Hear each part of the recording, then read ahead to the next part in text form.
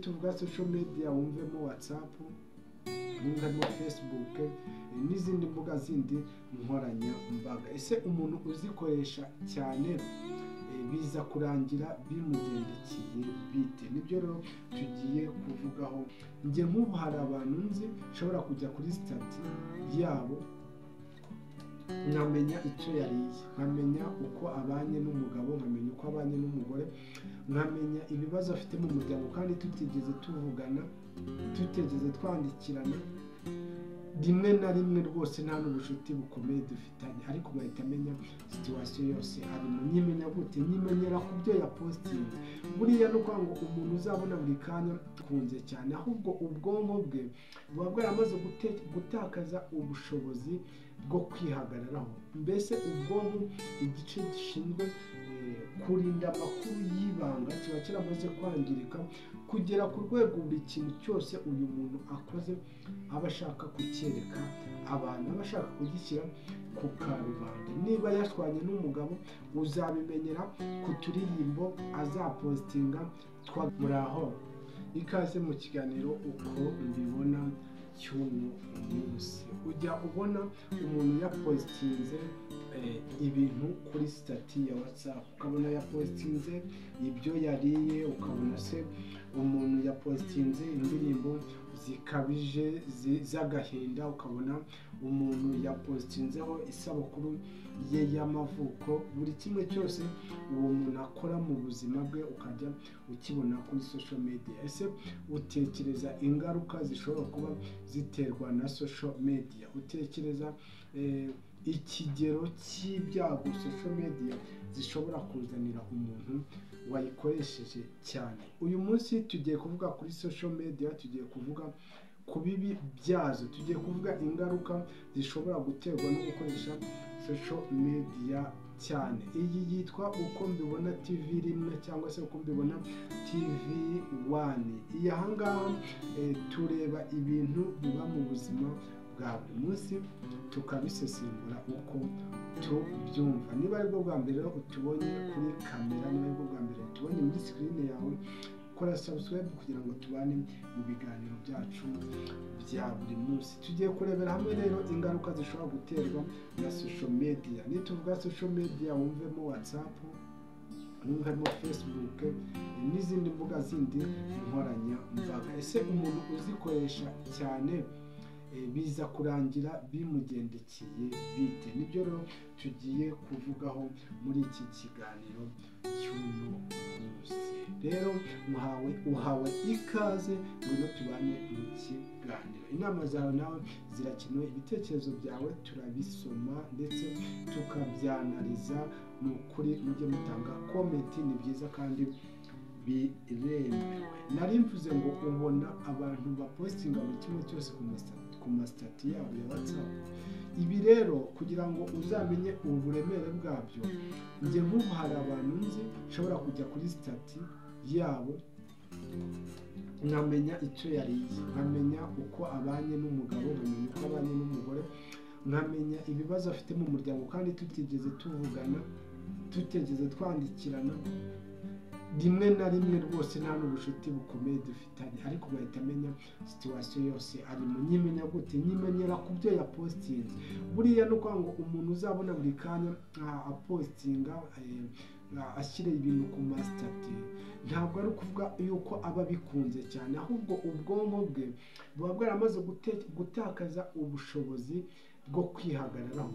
Mbese ubwonko igice gishinzwe kurinda amakuru y'ibanga kiba kiramaze kwangirika, kugera ku rwego buri kintu cyose uyu muntu akoze aba ashaka kucyereka abantu, aba ashaka kugishyira ku karubanda. Niba yashwanye n'umugabo uzabimenyera ku turirimbo azapostinga tw'agahinda, uzabimenyera ku ma emoji azakoresha mu gihe yapostinze, kubera yuko nyine kwihangana cyangwa se ubwonko ntibukibashije kuba bwabika byabanga. Niba yariye neza uzabibonera ku biryo yapostinze, niba hari amaprofiti yahawe nabwo uzabibonera kuri poste yiwe. Ibi rero ahanini abantu babikora bazi nyine ngo ni uburyo bwo kwishimisha, ariko nanone ku rundi ruhande bari kugenda bangirika mu mutwe cyane, kubera yuko urumva nyine niba umaze kugera ku rwego rwo kutabasha kubika ibanga, uwo hanze wese umwereka ubuzima ubayeho,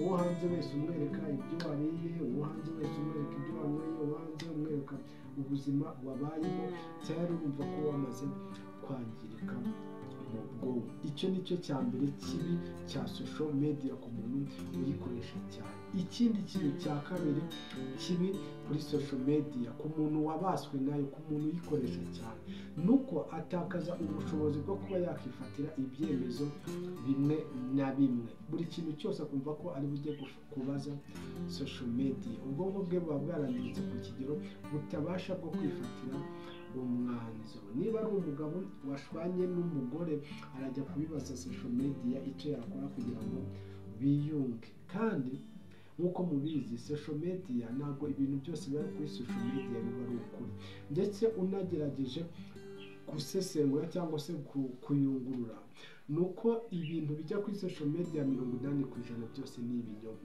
Umunsi iyo wagiye kugisha inama social media igaterura cya kinyoma cya danje ikakikukubita, bizarangira uko ukemuye ibibazo byawe wari uzi ngo bikemuye neza, birangire urutwitse. Icyo ni cyo kibi cya social media ku muntu yamaze kubata, ubushobozi bwo kuba yakitekereza buragabanuka. Ikindi, ku bashakanyeho murabizi neza cyane, iyo abantu bashwanye buri umwe afite smartphone, undi afite smartphone, aho kugira ngo bafate umwanya ngo baganire bakemure cya kibazo, buri umwe ajya muri telefone. Nta kindi kiba kimujyanye, ni ukujya kubaza Google mbese iyo umuntu yashwanye n'umugabo bigenda bite.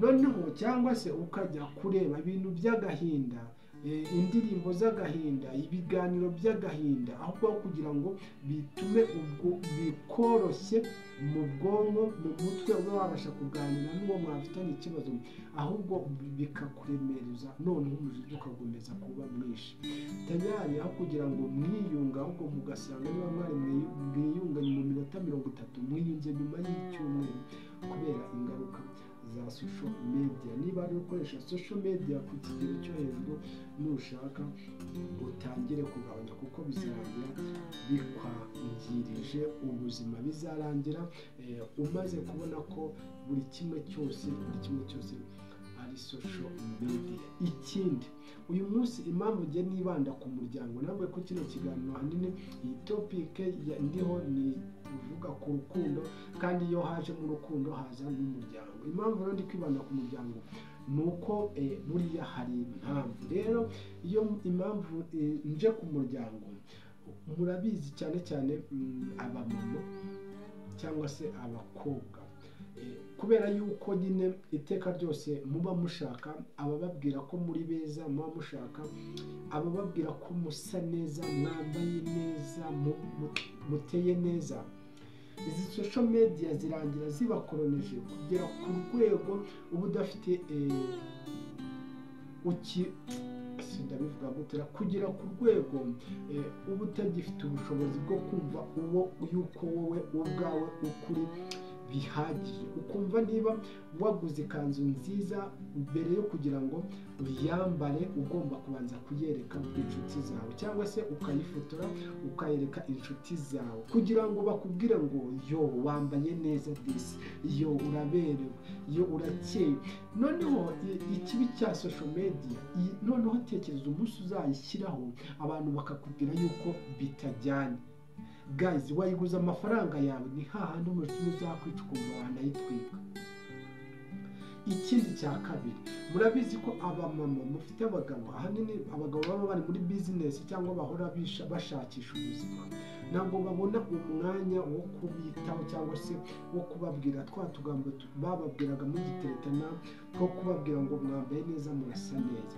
Rero iyo uhora kuri social media upostinga amashusho, amafoto yawe, abahungu bahanze b'inkorokoro we tayari atangira kukwandikira akakubwira ngo uri mwiza, yo usa neza, wambaye neza. Ugahita utekereza uburyo ki ayo magambo umugabo wawe adaheruka kuyakubwira tayari mu mutwe ukaba urangiritse, ukabona ko umugabo wawe atakikwitaho, ukabona ko abo hanze aribo bakwitaho nyine, aribo bamenya uko uteye, bigasanga bigiye kuba intandaro y'isenyuka ry'urugo rwawe, cyangwa se bigiye kuba imwe mu mpamvu ituma ufata umwanzuro mubi wo kuba wacinya uwo mwashakanye bitewe na social media. Mwirinde social media, muzikoreshe neza, muzikoreshe mu gihe kiringaniye, naho bitabaye ibyo zizabasenyera umuryango kandi ari mwebwe mwabiteye. Ese iki kiganiro urabona kigufashije? Iki kiganiro urabona hari ahantu se kikuvanye, hari naho